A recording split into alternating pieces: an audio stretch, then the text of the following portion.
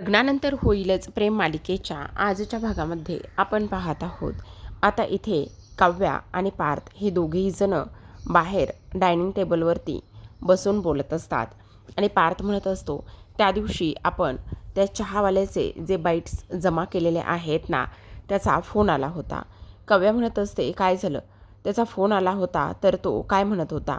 मग आता इथे पार्थ म्हणत असतो, तो म्हणत होता की खरं पाहायला गेलं ना तर त्याच्याकडे काही लोकं आली होती आणि काही लोकं आल्यानंतर त्याने सांगितलं की आपण कशा पद्धतीने आणि काय काय काम करतोय आणि त्यानंतर त्याने सांगितलं की इथे एक मॅडम आहेत आणि त्या मॅडमनी माझासुद्धा इथे बाईट्स घेतला आहे आणि त्या ह्या रोडवर ज्यांचे अपघात झाले आहेत ना, त्यांना त्यांना न्याय मिळवून देण्यासाठी त्या धडपड करत आहेत. मग आता इथे तो माणूस म्हणत होता की बरेच असे लोक आहेत की ज्यांचा अपघात झाला आहे आणि त्यांनासुद्धा ह्या रोडवर इथे हे सगळं काही झाल्यामुळे त्यांनासुद्धा आता इकडे न्याय मिळवून द्यायचा आहे आणि तीसुद्धा सगळी लोक तुम्हाला मदत करायला तयार आहेत, असं पार्थ तथा म्हणत असतो. त्यानंतर काव्या म्हणत असते, आता आपल्याला ज्यांचे मिसकॅरेजेस झालेले आहेत ना, त्या गोष्टी मला असं वाटतं आहे की इथे हॉस्पिटलमध्ये गेल्यावर सिटी हॉस्पिटलमध्ये नक्कीच भेटतील. दुसरीकडे अचानकच आर्याचा फोन आला होता आणि आर्याचा फोन आल्यानंतर आता इथे नंदिनी आणि जीवा काळजीमध्ये असतात आणि त्यांना ताबडतोब आर्याला भेटायला जायचं असतं आणि त्यामुळे ते धावतच निघालेले असतात. नंदिनी म्हणत असते, आर्या आम्ही आत्ता घरातून निघालो आहोत, तू काळजी करू नको, आम्ही आलोच.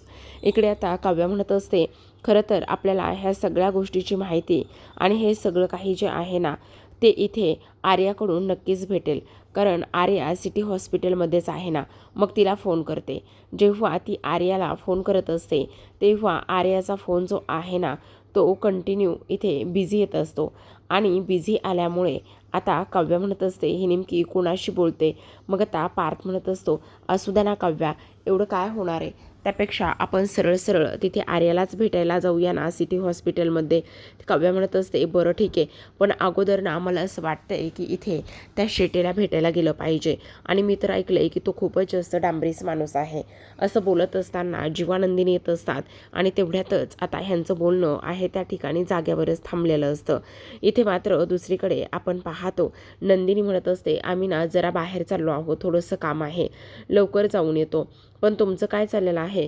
आम्हाला पाहिल्याबरोबर तुम्ही असे गप्प का बरं बसलेला आहात? सगळं काही ठीक आहे ना? काही प्रॉब्लेम तर नाही आहे ना?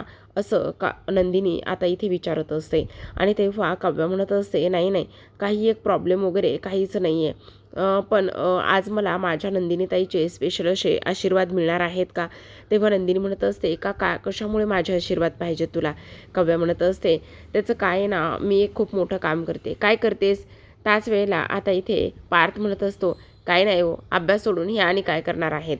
असं म्हटल्याबरोबर नंदिनी म्हणत असते, माझे आशीर्वाद तर कायमच तुझ्याबरोबर नेहमीच असणार आहेत, त्याची काळजी करण्याची काहीच गरज नाही आहे. बरं ठीक आहे. इथे जीवा म्हणत असतो, ऐक ना नंदिनी, आपल्याला ना आनंद निवासला जाण्यासाठी उशीर होतोय, आपण जायचं का पटकन? असं म्हटल्याबरोबर लगेच आता इथे जीवा म्हणत असतो, हो चल ना. मग आता काव्या म्हणत असते, हो हो चालेल ना, तुम्ही दोघेही जण लवकरात लवकर जा आणि काळजी घ्या. पार्थ म्हणत असतो, नंदिनी तुम्ही आत्ता तिकडे चालला आहात ना, तर त्या IIP रोडवरून अजिबात जाऊ नका. तिथे खूप जणांचा जीव गेला आहे, खूप जणांचे इथे मिसकॅरेजेस झालेले आहेत. असं म्हटल्याबरोबर आता नंदिनीचा चेहराच पडलेला असतो. मग आता काव्या पार्थकडे पाहते आणि त्यावेळेला पार्थ आता लगेचच म्हणत असतो, नाही नाही, म्हणजे मी सांगत होतो फक्त तुम्हाला. मग आता इथे काव्या सावरून घेण्याचा प्रयत्न करते. ती म्हणत असते, अगं ते फक्त काळजीपोटी बोलले, त्याचं काय ना, खूप जणांचे इथे मिसकॅरेजेस झालेले आहेत ना, म्हणून ते इथे बोलत आहेत, बस एवढंच, याच्या पलीकडे काही नाही, असं काव्या नंदिनीला सांगत असते. आणि तेव्हा आता नंदिनी म्हणत असते, हो तू अजिबात काळजी करू नकोस, मी त्या रोडवरून अजिबातच जाणार नाही. आणि तेव्हा हे सगळं काही बोलून झाल्यानंतर आता लगेचच काव्या म्हणत असते, ताई खरं सांग, तू ठीक आहेस ना? मग आता नंदिनी म्हणत असते, हो गं बाळा, मी ठीक आहे, मला काय झालेलं आहे? आणि तेव्हा पार्थ म्हणत असतो, सॉरी, तुम्हाला वाईट वाटलं आहे का? मी त्या हेतूने अजिबातच तुमच्याशी बोललो वगैरे नव्हतो बरं का, म्हणजे खरंच सॉरी, असं म्हणून नंदिनी आता लगेचच तिथून निघून जाते. काव्याला आता इथे थोडंसं टेन्शन आलेलं असतं. काव्य म्हणत असते, काय चाललंय देशमुख तुमचं हे? तुम्ही आत्ता ताईसोबत काय बोललात? काय गरज होती हे बोलायची? बिचारीला टेन्शन आलं असेल ना. पार्थ म्हणत असतो, सॉरी काव्या, मी फक्त ना काळजीपोटीच बोललो होतो, याच्या पलीकडे माझा काही एक हेतू नव्हता दुसरा. असं म्हटल्याबरोबर आता काव्याला थोडीशी चक्कर आल्यासारखं होतं आणि गरगरल्यासारखं होतं असतं. मग आता लगेचच इथे पार्थ म्हणत असतो, काव्या तुम्हाला बरं वाटतंय ना? तुम्हाला काही टेन्शन वगैरे तर नाही आहे ना? काव्या म्हणत असते, नाही नाही देशमुख, काही एक नाही आहे. नाही नाही, ते सगळं ठीक आहे, पण ऐका ना, तुम्हाला आराम करायची जर गरज असेल ना तर तुम्ही आराम करा, हवं तर आपण नंतर जाऊया. काव्या म्हणत असते, नाही देशमुख, मी प्रेग्नेंट आहे आणि तुम्हाला सांगू का, मला त्या सगळ्यांना न्याय मिळवून द्यायचा आहे. ज्या लोकांनी, ज्या बायांनी त्यांचं बाळ गमावलं आहे ना, त्या सगळ्यांना मला न्याय मिळवून द्यायचा आहे. काही जरी झालं ना तरीसुद्धा मला इथे शांत अजिबातच बसायचं नाही आहे देशमुख, असं सुद्धा आता इथे काव्या बोलत असते. आता हे सर्व काही बोलून झाल्यानंतर दुसरीकडे आपण पाहतो पार्थ आणि त्यानंतर आता काव्या हे काव्यार्थ स्टाईलनेच इथे आता त्या भाऊसाहेब शेटेच्या नगरसेवकाच्या ऑफिसमध्ये येऊन पोहोचलेले असतात. कारण आता इथे जेव्हा ते समोर येतात त्यावेळेला इथे हा नगरसेवक म्हणत असतो, ए ए ए तुमचं काय चाललेलं आहे? तुम्हा लोकांना आतमध्ये कोणी सोडलं आणि तुमची आतमध्ये येण्याची हिंमत कशी झाली? असं बोलल्याबरोबर काव्या रडायला सुरुवात करत असते. ती म्हणत असते, काय करावं साहेब, अहो खूपच मोठा प्रॉब्लेम झाला आहे, काय करावं ना ते समजतच नाही. मग आता ते म्हणत असतात, काय करावं म्हणजे इथे काय हे वेगळं काही आहे का? बोला ना, काय काम आहे तुमचं आणि तुमची इथे येण्याची हिंमत कशी झाली? तेव्हा काव्या म्हणत असते, अहो साहेब काय सांगू तुम्हाला, कळतच नाही आहे. अहो माझी सासू मेली हो मेली. अहो त्या IIP रोडवर मेली आणि आता आम्हाला काय करावं कळत नाही. अहो सासू मेल्याचं मला दुःख नाही आहे हो, पण माझ्या सासूबरोबर आणखी कोणाचे इथे जीव जाऊ नये, त्यांचासुद्धा अपघात होऊ नये ना, म्हणून मी हे सगळं काही बोलत आहे. म्हणून मला जरा काळजी वाटते बघा, असं आता काव्या म्हणत असते आणि रडायला सुरुवात करत असते. न्याय हवाय हो, आम्हाला न्याय हवाय. तेव्हा शेटे म्हणत असतात, काय चाललंय काय तुमचं? उठसूट कोणी येईल आणि मला न्याय मागेल. तुमच्यासारखी अशी कितीतरी लोक येतात आणि मला न्याय मागतात, समजलं का? आणि मी काय त्याच्यासाठीच इथे बसलेलो आहे का? तेव्हा काव्या म्हणत असते, अहो तो IIP रोड अजून खराब झाला आणि अजून ह्या सगळ्या गोष्टी झाल्या तर मग काय करायचं? बोला ना, सांगा ना, काय करायचं आम्ही?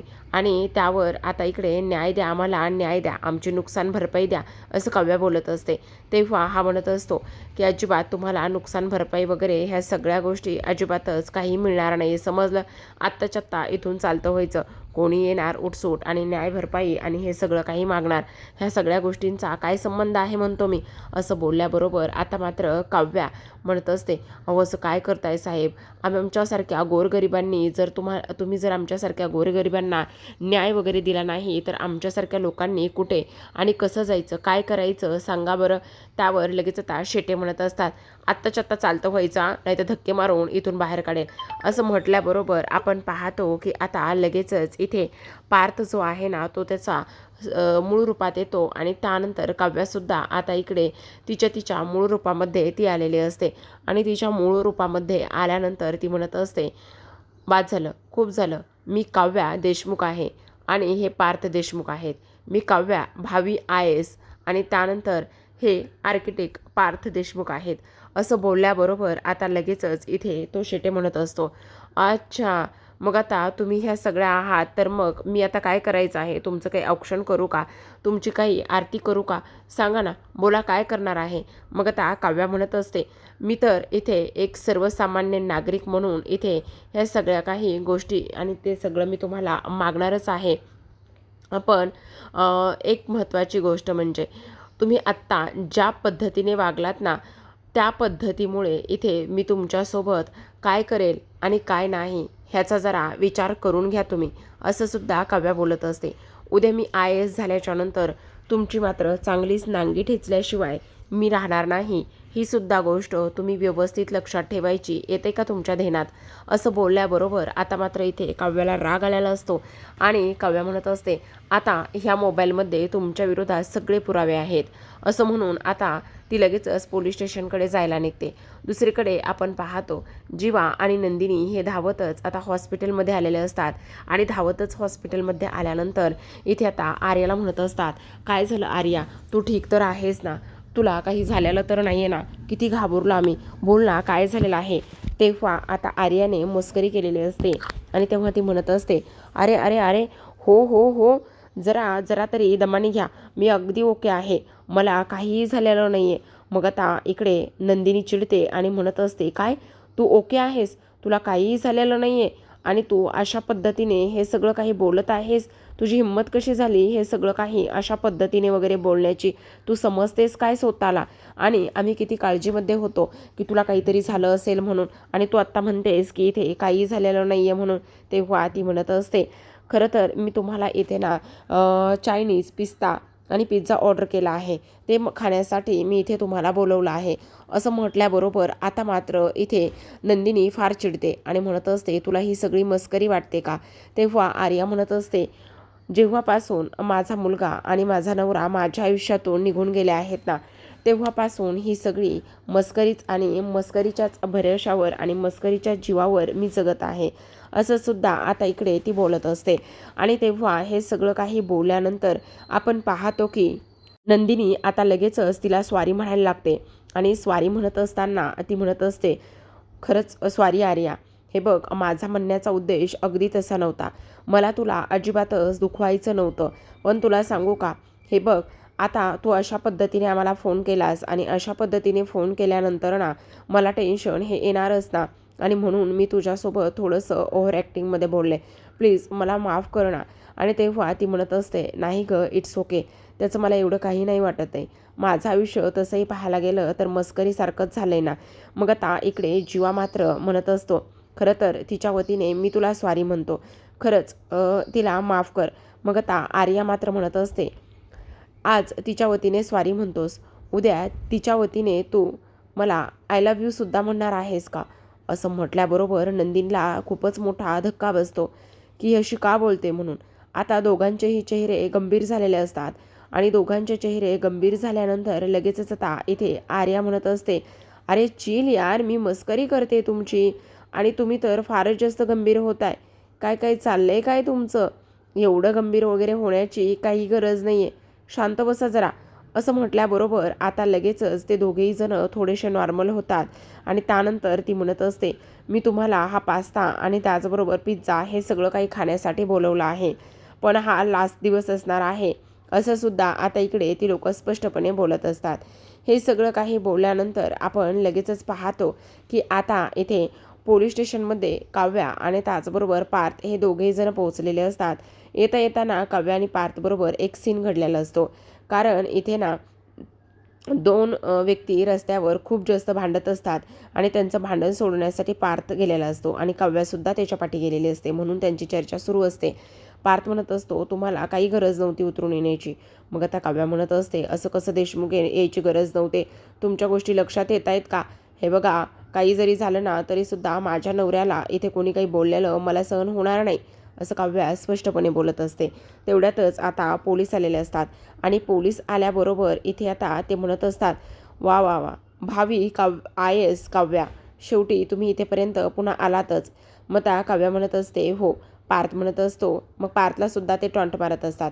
ते म्हणत असतात, तुम्ही सुद्धा भावी आर्किटेक्ट आहात का.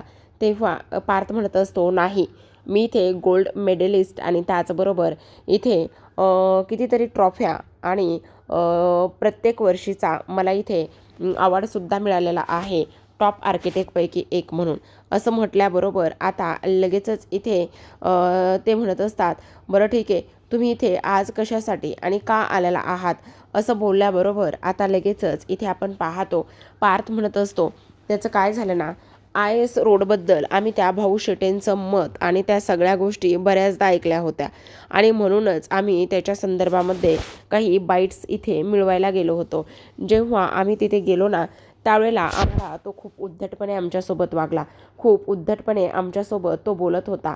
आणि तुम्हाला आणखी एक गोष्ट सांगू का, सगळ्यात महत्त्वाची म्हणजे आम्ही त्याचा ना एक व्हिडिओ शूट केला आहे आणि तोच व्हिडिओ काव्या दाखवायला जात असते पण तो व्हिडिओ आता मोबाईलमध्ये नसतो.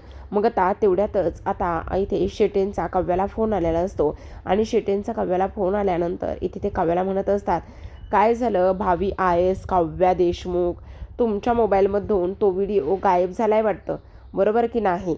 आणि तो तुम्ही जर आमच्यासोबत आमच्या ऑफिसमध्ये येऊन वेषांतर करून जर तो व्हिडिओ शूट करू शकता, तर आम्ही तुमच्या मोबाईलमध्ये थोडासा ड्रामा क्रिएट करून तो व्हिडिओ डिलीट करू शकत नाही का?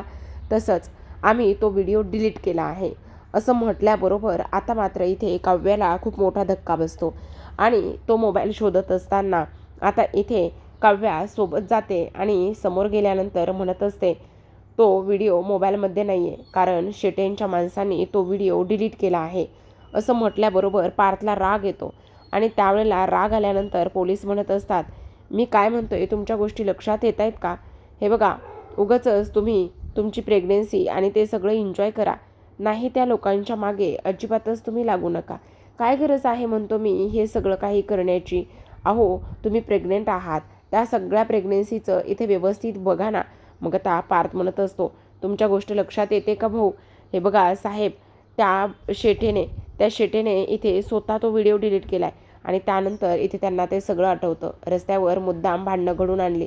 त्यानंतर पार्थ गेला. पार्थ भांडणं सोडवायला गेल्यानंतर इथे पार्थवर सुद्धा ती लोक आरडाओरडा करू लागले आणि आरडाओरडा करत असताना आपण पाहिलं की आता इथे लगेचच आरडाओरडा तर सुरू असतो, पण काव्यासुद्धा इथे खाली गाडीतून उतरून गेलेली असते आणि त्यानंतर तो खूपच शिताफीने शेटेंच्या माणसाने तो व्हिडिओ डिलीट केलेला असतो आणि हे सगळं व्यवस्थित त्यांनी प्लॅन करून केलेलं असतं.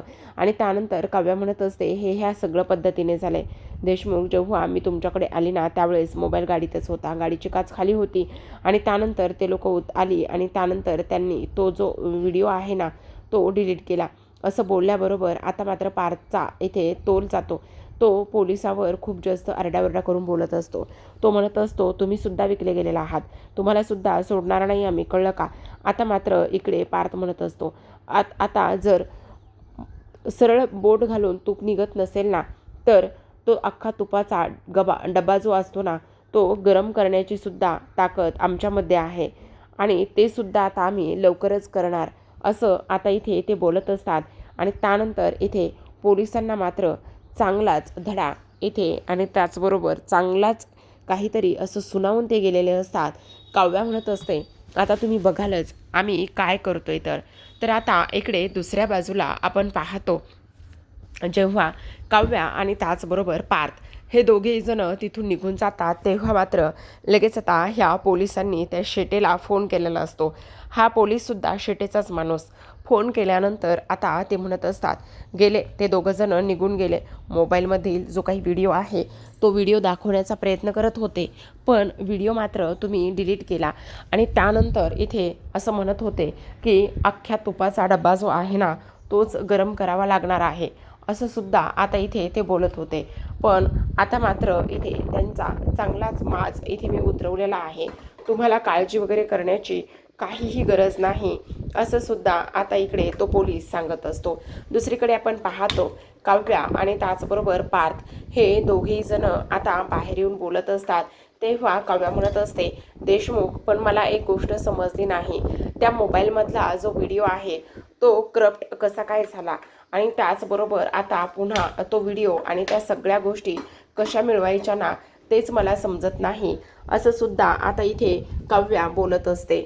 आता प्रेक्षकांनो, आजच्या भागामध्ये एवढंच. उद्याचा भाग पाहायचा असेल तर नक्की चॅनलला सबस्क्राईब करा, कारण उद्याच्या भागामध्ये आपल्याला असं पाहायला मिळतंय की आता काव्याने सिटी हॉस्पिटलमध्ये जाऊन तिथे ज्यांचे IIP रोडवरती अपघात झाले आहेत त्या सगळ्यांचे नावं काढलेले असतात आणि ती नंदिनीला विचारत असते, ताई खरं खरं सांग, तुझं मिसकॅरेज झालं नाही ना, तू त्या IIP रोडवरती नव्हतीस ना?